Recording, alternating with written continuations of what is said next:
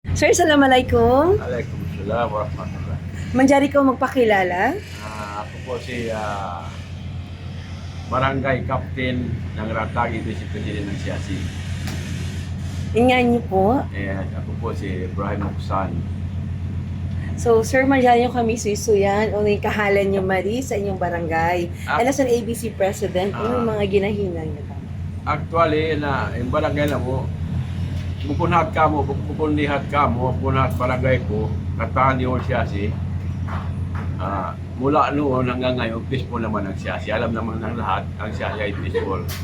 Lahat ng barangay ay peaceful din. Wala problema sa akin.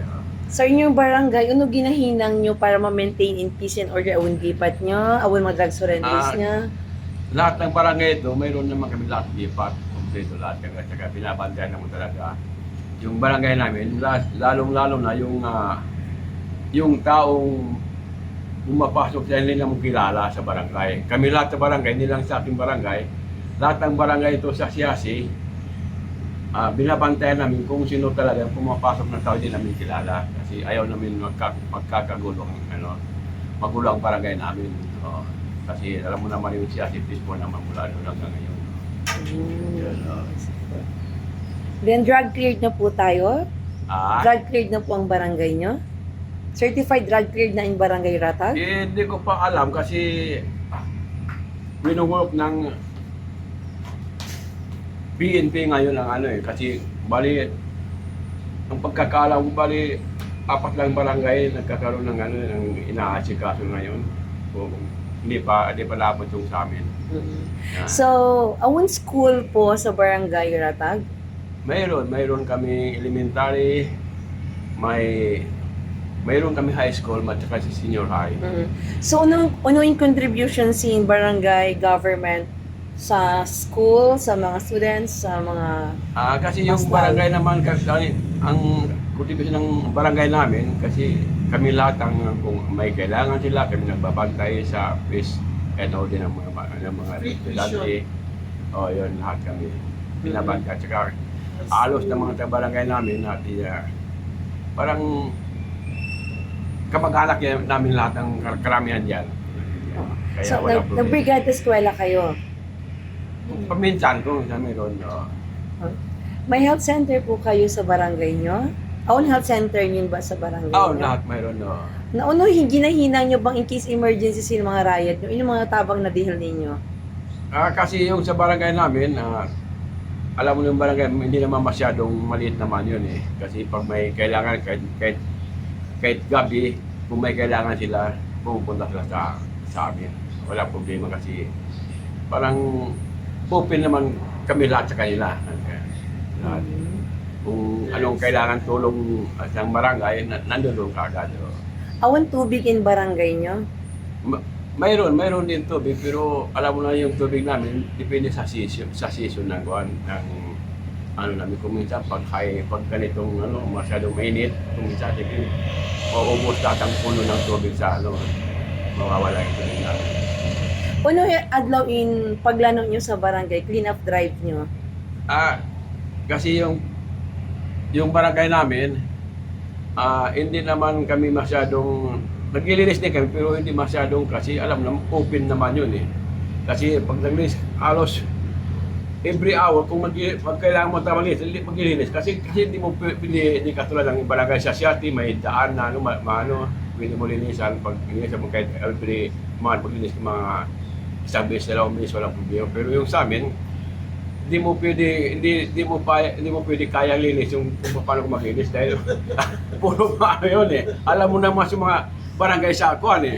Hindi mo pwede kung paano kung maglinis doon kasi wala pang hindi pa tapos ang completing doon. Yun. At saka yung barangay naman halos ginagawa pa namin yung ngayon, yung center namin mayroong ginagawa pa namin yung center na building ngayon. Saan po kayo nagtatapon ng basura ninyo? Kasi yung alam mo naman sa open area yon hindi katulad dito sa sa town. Siyempre maliit lang yung town, siyempre may daan, kailangan talaga i-impact nila talaga yung basura nila. Pero yung sa amin, walang ano, open yun kasi walang ano yun eh. So ano pong ginagawa niyo? Sinusunog ninyo? Nililibing ninyo yung basura? Ah, kung minsan, sinusunog lang kung ginagawa nila yung pang ano ng kuan ng tanim sa basura pag pinapabulok nila. Fertilizer. Oo, yun. Oh, so, At saka wala namang basura na ano eh, kasi ng basura ito masyadong madumi, wala naman doon kasi yung ano lang ng puno ng kahoy karamihan doon, no. Yun. sir, ano yung mga livelihood inusasin mga rakyat mo? Ang livelihood namin sa amin doon, alam mo naman doon masyadong mahirap sa ngayon ang livelihood sa amin kasi lalo ng tag-init na yun, mahirap talaga kasi most probably ang tao doon sa farmers lahat at saka sewage. Hindi naman marunong mangisda, sa sewage lang at saka farming lang. ang So meron livelihood kayong nila. coastal area. Oo, mayroong coastal area naman yun. Pero kahit sa sewage, kaya kung minsan nangingi kami sa DFR na kailangan na para sewage, hanggang ngayon parang mahirap talaga manghingi. So, any message nyo po para sa ating mahal na mayor? Kasi yung mayor namin, lahat ng bali binabantayan na lahat kami lahat at saka tumutulong sa lahat, walang problema naman kasi mahal ang bayad niya. Mahal siya ng mga taga-siyasi. Ayun. So, awan kabiyaan niyo pasampay, harap pa barn, pangayon na tabang, awan kasuy-suy nyo, especially kay Chief Minister Murad, awan pangayon tabang. Kailangan namin na that. Siyempre, itutok na yung programa nila tungkol sa mga barangay, kailangan na kung anong kailangan ng mga Ano po yung barangay. gusto nyong hingin? Pwede po pakisabi isa-isa. Kasi kailangan namin, gusto namin na bigyan ng barangay hall ang mga barangay health center kung minsan, at saka kung minsan yung mga livelihood, titingnan yung mga Ano po yung livelihood na gusto nyong ibigay sa inyo? sa lang, sa sewage lang at saka farmers, doon lang ang livelihood kailangan. Yung alam ko lang doon sa amin. Yung taga-siyas, yun lang kailangan doon, farmers, sa sewage lang at saka sa farmers lahat ang kailangan livelihood. So meron po kayong gustong hingiin na tulong parating sa ating Presidente Bongbong Marcos, pati kay Vice President Inday Sara? May gusto kayong sabihin?